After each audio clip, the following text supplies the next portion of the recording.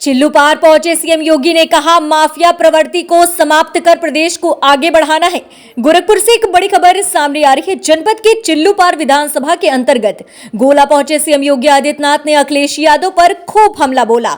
उन्होंने कहा कि पहले की सरकारें विकास व बिजली देने के नाम पर भेदभाव करती थी, लेकिन अब पूरे प्रदेश में समान रूप से बिजली की आपूर्ति होती है। सीएम योगी ने कहा कि चिल्लू पार एक बार फिर नई अंगड़ाई ले रहा है। चिल्लू पार के नौजवानों के सामने जिस माफिया प्रवृत्ति ने पहचान का संकट खड़ा किया था, आज उस माफिया प्रवृत्ति के खिलाफ प्रदेश के अंदर एक जोरदार माहौल बना हुआ है।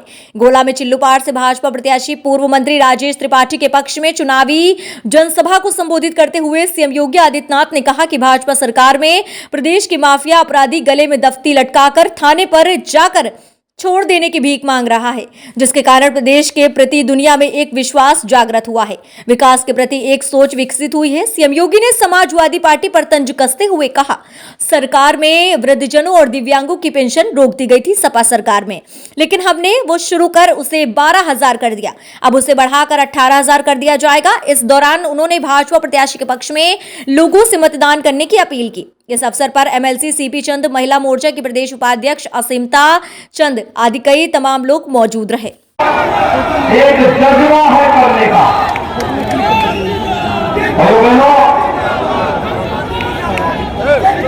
निर्माण करना बहुत कठिन होता है और निर्माण करने के बाद उसको लंबे समय तक चलाए रखना और भी कठिन होता है।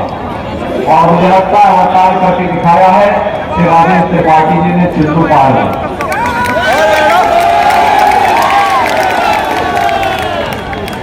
देखिए, एक समय क्या था, गोरखपुर के नौजवानों को देश के अंदर होटल में कमरा नहीं मिलता था,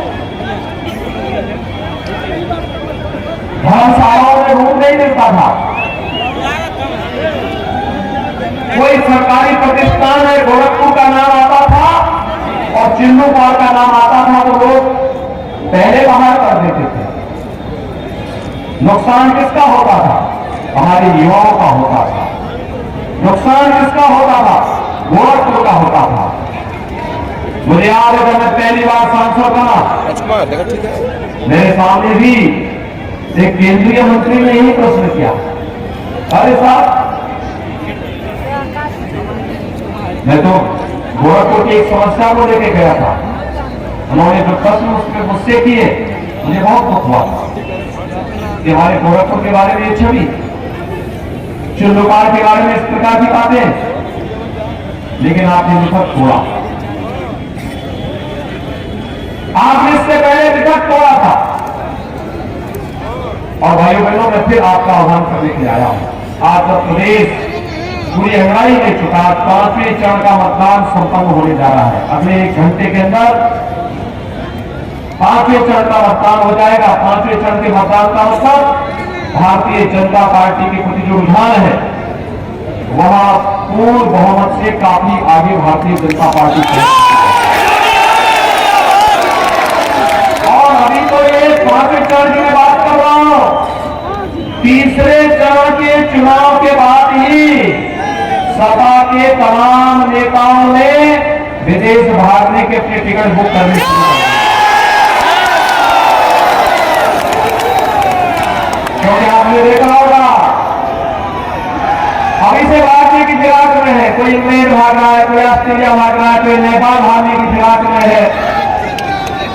भाई बहनों, 4.5 वर्ष तक इन सभी माफिया और अपराधियों को हम लोगों ने एकदम दबा करके रखा और उनके गले में तख्तियां टंगवा करके कहा कि जाओ थाने के खजाने जाके समर्पण करो।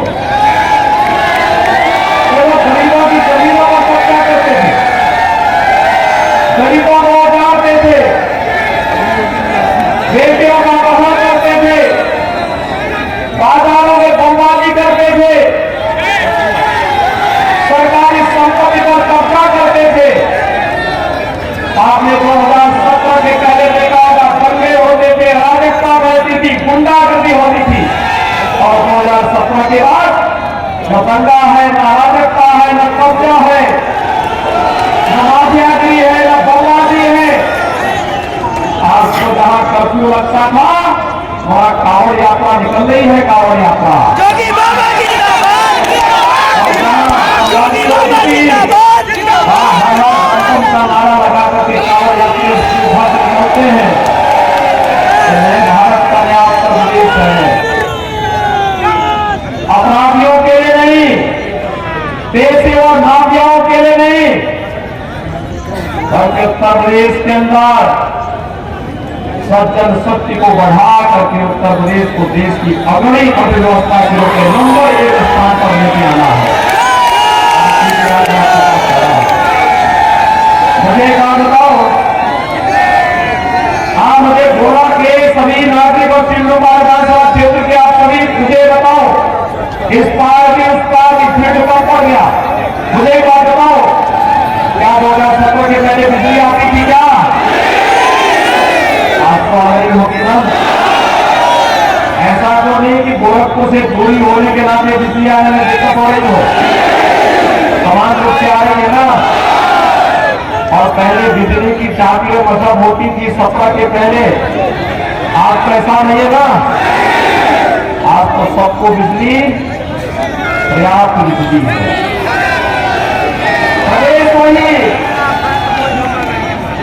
प्रदेश वही, तंत्र वही, सरकार बदली क्या, सबको बिजली, पर्याप्त बिजली देगी। और भाइयों बहनों, हम कोरोना काल में घटते वर्तमान में दुनिया के अंदर कोरोना से लाखों लोगों की मौत हो चुकी है, और लाखों लोगों की मौत उत्तर प्रदेश और देश के अंदर भी मौतें हुई, हमारी संवेदना उन सभी परिवारजनों की होती है। लेकिन भाइयों बहनों, कितना बेहतरीन कार्य हुआ प्रधानमंत्री मोदी जी के नेतृत्व में। फ्री में टेस्ट, फ्री में उपचार, फ्री में वैक्सीन, कितने लोगों ने वैक्सीन ले ली? वैक्सीन का पैसा तो नहीं लगा। देखो, सपा बसपा की सरकार होती है, वैक्सीन ब्लैक हो जाती, स्टॉक मार्केट किसी गरीब को नहीं मिलती, फ्री में नहीं मिलती। और यहाँ तो वैक्सीन भी फ्री, और महीने में हर गरीब को 2 बार राशन मिलता है। मिलना कि नहीं मिलना है? कहीं राशन में भेदभाव तो नहीं हो रहा है? और राशन के साथ दाल, तेल और नमक भी है ना। और अभी तो हमने कुछ और भी तय किया, हमने तय किया है कि होली और दीपावली को उज्ज्वला गैस लाभार्थियों को फ्री में रसोई गैस का सिलेंडर, ये भी तय किया है। 60 साल से ऊपर की सभी महिलाओं को आने वाले समय में उत्तर प्रदेश परिवहन निगम में फ्री में बस सेवा की सुविधा दी। अभी सरकार ये भी तय करने जा रही है कि गौ माता को कटने नहीं देंगे, लेकिन अन्नदाता किसान की फसल को भी नष्ट नहीं होगी। ये जो रसोई गैस के सिलेंडर है ना, ये तो गौशाला ही बन रही है, गौशालाओं में ऐसा उपकरण लगाएंगे कि गोबर गैस को उसी सिलेंडर में भर करके वापस घर घर पहुंचा देंगे। आपके रसोई गैस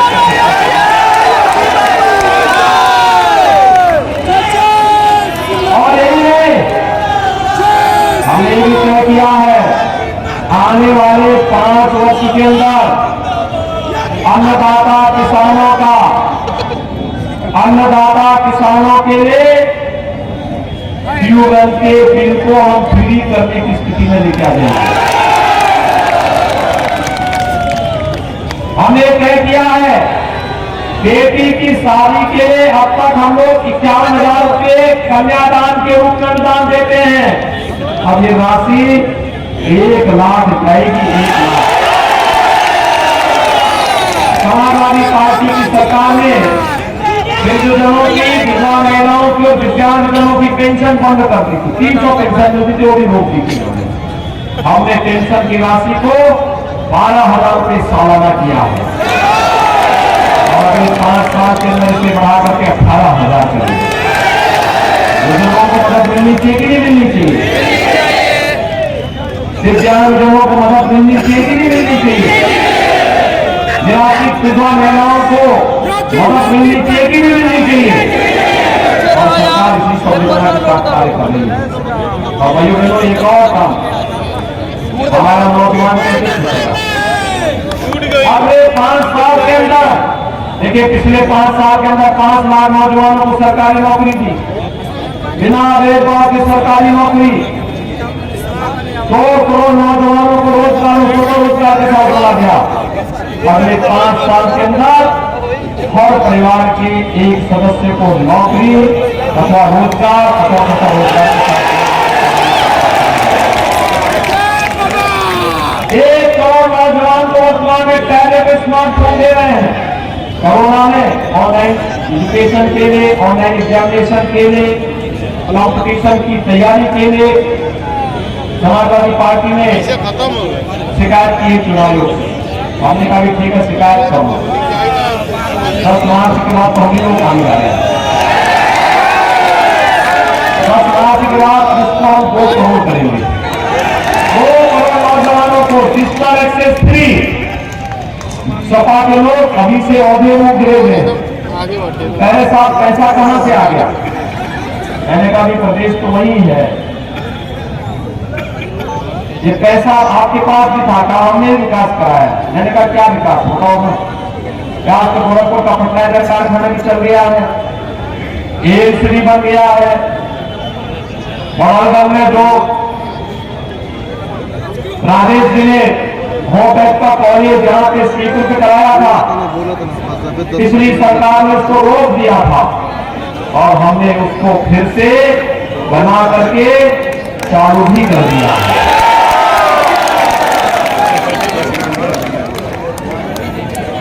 विकास का पैसा, बिजली का पैसा, राशन का पैसा कहां से आ रहा है? मैंने कहा देखो मैं तो बताऊंगा, तुम बताओ मैंने अपना विकास कार्य। मैंने कहा हमने बहुत विकास कराया। मैंने कहा क्या गिनाओ?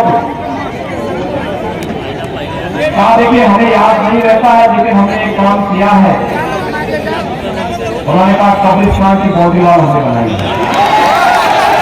जोगी बाबा जिंदाबाद, जिंदाबाद, जिंदाबाद, जोगी बाबा जिंदाबाद, जिंदाबाद, जोगी बाबा जिंदाबाद, जिंदाबाद, जिंदाबाद। और पैसा कहां से आ रहा? मैं कहा देखो पैसा पहले भी था, पहले का पैसा या तो तुम्हारे मित्र वाले मित्र कटार जाते थे या तुम्हारे कोई माफिया थे, ये सब डकैती डालते थे। और इन्हीं माफियाओं के लिए और प्रदेश के विकास के लिए हमने बुलडोजर तैयार किया। ये एक्सप्रेस हाईवे बन रहा है ना आपका, ये राम जानकी मार्ग बन रहा है ना, और पूर्वांचल एक्सप्रेस ये भी जा रहा है इसके बगल से। वो जोग लगेंगे यहाँ पर, नौजवानों को रोजगार मिलेगा। तो ये एक्सप्रेस हाईवे हो या राम जानकी मार्ग, यह कार्य तो बुलडोजर करता ही करता है। चित्र वाले मित्र पर भी और माफिया पर भी जब चढ़कर उसको रगड़ता है ना, तो सारा अवैध कमाई बाहर निकलती है। तो वही राशन बिजली देने में भी खर्च होता है और उत्तर प्रदेश के नागरिकों की हर प्रकार की बुनियादी सुविधाओं को उसके माध्यम से पूरा करते हैं। और भाइयों बहनों, बुलडोजर चलाने के लिए दमदार सरकार चाहिए। दमदार सरकार के लिए राजेश त्रिपाठी जी को यहां से विधायक के रूप में चुने जाने के लिए राजेश त्रिपाठी को चुनेंगे। उस पार सभी लोग छोड़ पाइए,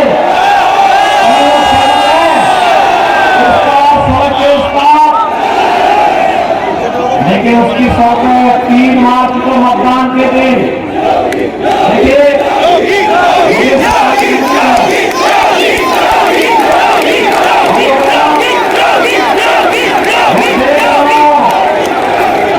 कि चुनाव के आने के बाद, चुनाव नोटिफिकेशन के बाद कुछ लोगों को गर्मी लग रही है।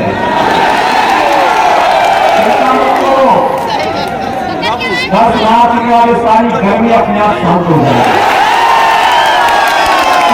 हाथ केवल एक ही ध्यान दीजिए, चुनाव कमल का फूल और चुनाव, ठीक है ना। केवल एक ही मत से होना चाहिए, अर्जुन की तरह मछली की आंख। आपका एक ही मत से होना है, चुनाव सब करेंगे, हर प्रकार के कर्म करेंगे, लेकिन उनको ये भी मालूम है 10 मार्च के बाद हम इसे अपना ठिकाना भूल रहे हैं, लेकिन 3 मार्च को आप विजयी होंगे इस बात पर, पहले मतदान फिर